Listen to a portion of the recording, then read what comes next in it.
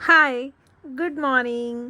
बघा सकाळचे 5:30 झालेले आहेत. मस्त आज ना आमच्याकडे गेस्ट येणार होते. बघा तुम्ही गेस करा कोण पाहुणे येणार होते ते.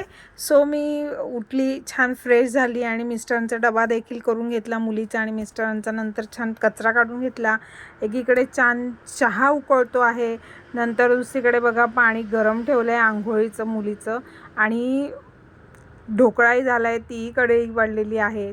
त्याच्यासोबत बघा लगेच मिस्टरांचा साईडला डब्बाही भरून घेतला. पोळ्या दिल्या, बिटाची कोशिंबीर दिली आणि ढोकळा दिला नाश्त्याला. आणि जेवणाला वालाची डाळ केलेली होती. असा मस्त त्यांचा डबा भरून झाला. चहा दिला आणि मी चहा घेतला. ते दोघंही गेले, एक शाळेत गेले, एक ऑफिसला गेले. नंतर मी छान बघा देवपूजा करून घेतली आहे. सकाळी सकाळी देवपूजा केलेली खूप प्रसन्न वाटतं, खूप फ्रेश आणि पॉझिटिव्ह एनर्जी येते. आणि बघा आमच्या इथे देवपूजा करता करता अगदी सूर्य देखील येतो. सोबत सूर्याची देखील आमच्या खिडकीतनं पूजा होते. अगदी फ्रेश वाटतं. देवपूजा करता करता आम्ही सूर्याची देखील पूजा केली जाते. एकदम सुंदर आणि प्रसन्न वाटतं. सोबत नंतर मी पुलाव केला बघा सगळ्यांसाठी. मसाले भात म्हणतात, कोणी पुलाव म्हणतात. तसं छान मसाले भात केला, बिटाची कोशिंबीर केली, साधं अगदी मुगाच्या डाळीचं वरण देखील केलं आहे, साधा भात केलेला आहे. आईला तिखट चालत नसल्यामुळे साधा भात पांढरा आणि मुगाच्या डाळीचं वरण केलं आहे, घट्ट असं. छान सगळा स्वयंपाक रेडी झाला आहे. बघा आता पाहुणे आले आहेत आमच्याकडे गाडी घेऊन. तर पाहुणे आहेत माझा लहान भाऊ, आई, त्याची मिसेस आणि ताई. बघा त्याची मुलगी उतरली आणि एकीकडनं मोठी ताई देखील उतरली आहे. मस्त आई आणि भाऊ सगळे हाय करत आहेत मला तिथल्या तिथून. मला खूप खूप खूप आनंद झाला आहे. असं प्रत्येकाला होत असेल जेव्हा आपली आई आपल्या घरी येते आणि एक छान पॉझिटिव्ह एनर्जी येते. असं वाटतं आईला कधी भेटावं आणि कधी भेटू नये.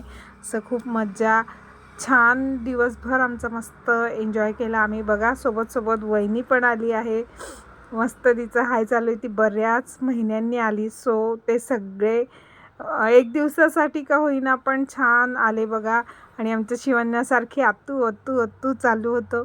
मस्त छान आम्ही सगळे भेटले एक एक एक एक. आणि तिला बऱ्याच महिन्यांनी भेटली होती, त्यामुळे तिच्या शाळेला सुट्टी नाही, काही नाही. एकाच दिवसासाठी ते लोक संडेला आले होते. आईला पण मी 1 वर्षाने भेटली आईला देखील. सो आईसोबत ताई पण आली. मला थोडेसे आनंदाश्रू आले डोळ्यामध्ये. आणि ताईशी पण छान गळाभेट केली. सोबत आमची छोटीशी वहिनीबाई पण आली. खूप. आणि बघा कौशिकीच्या मामीने तिला खूप असा भरपूर खाऊ आणला होता. आणि बघा ती कौशिकी मधल्या सुट्टीतून मी तिला घरी पण आणलं. आणि बघा तिच्या मामाच्या मुलीने आमच्या शिवण्याने तिला छान गिफ्ट दिले. दीदी हे घे. मामीने पण दिलं आणि खूप कौशिकीचे लाड झाले. मामीने भरपूर खाऊ आणले आणि तिला शर्ट देखील आणला खूप मस्त. आणि तिच्या बहिणीने तिला छान अशी अंगठी करून आणली. तर ती म्हणते आतू ही अंगठी दाखव ना मी बनवलेली कौशिकी दीदीला. तर बघा तिला सांगितलं घाल आणि दाखव आईला. सो मी तो अंगठी दाखवली. आमचे छान मस्त थोडा वेळ गप्पा मारल्या.